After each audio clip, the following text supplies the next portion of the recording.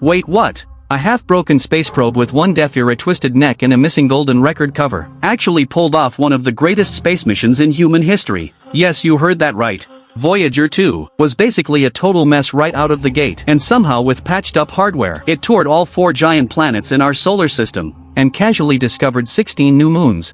If this were a person, what would we call that? Showing up sick and still winning Employee of the Year. This story starts back in 1977. That year, Jupiter, Saturn, Uranus and Neptune lined up in a rare alignment. An opportunity that only comes once every 176 years. NASA launched Voyager 2 into space, with one mission, used that window to visit all 4 giant planets. 16 days later, its older brother Voyager 1 followed. The younger one left first, so you would think it would win. Not a chance. The older brother took a shorter, faster route, and quickly pulled ahead. Voyager 2 might have thought, hey, I left first. Come on. But it did not have time to complain, because trouble showed up fast. Just days after leaving Earth, its instrument platform froze up. All the cameras tilted sideways and every photo came back crooked. Then a capacitor burned out and the main receiver failed. Just like that, it lost one ear.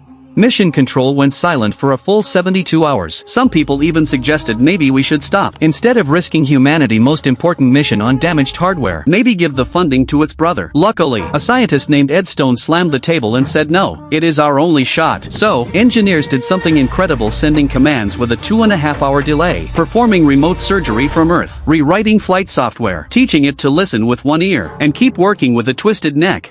With patched-together systems, it kept heading into deep space. Meanwhile, its brother was cruising along the faster path, getting farther and farther ahead. At Jupiter, it discovered active volcanoes, the first ever seen beyond Earth. Mind-blowing. At Saturn, it captured breathtaking images of the rings. And right then, the protective cover of its golden record came loose, drifting off into deep space, never to be seen again. That record carried the essence of human civilization, our calling card to the cosmos, and now it had no cover. Imagine carefully wrapping a gift, only for the lid to blow away on the way there. Still, it did not stop. At that point, its brother chose to study Titan and changed course, leaving the main path, and giving up on Uranus and Neptune entirely. Those 2 planets now fell on Voyager 2's shoulders. In 1986, it reached Uranus alone, nearly 1.7 billion miles from the Sun, with sunlight 1,000 times weaker than on Earth.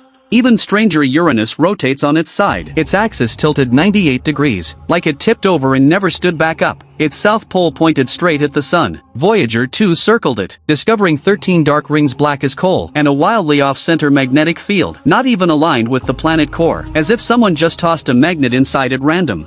Scientists reading the data were stunned.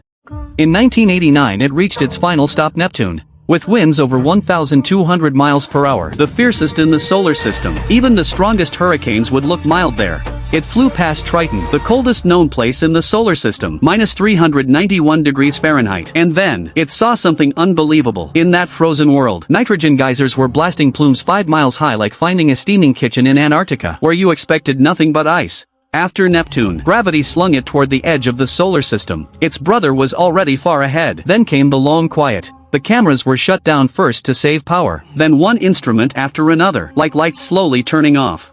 Its nuclear battery loses about 4 watts each year. Engineers constantly calculate, what can we power down to buy a few more years? For years it took no pictures, said almost nothing, just flying alone in the dark, sending back faint bits of data, letting Earth know it was still there. In 2018, it crossed the heliopause, becoming the second human-made object to enter interstellar space. That same year, its brother's famous photo, the pale blue dot, shook the world. Earth tiny as a speck in the vast cosmos. That image made headlines in textbooks. People wrote unforgettable lines about it. Meanwhile, Voyager 2, the one that finished Uranus and Neptune and completed the mission its brother left behind, never topped the headlines, just kept flying, with its uncovered golden record.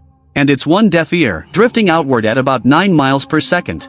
Now more than 12 billion miles from Earth, its signal weaker than the energy of a snowflake landing, yet giant 70-meter antennas on Earth still listen day and night.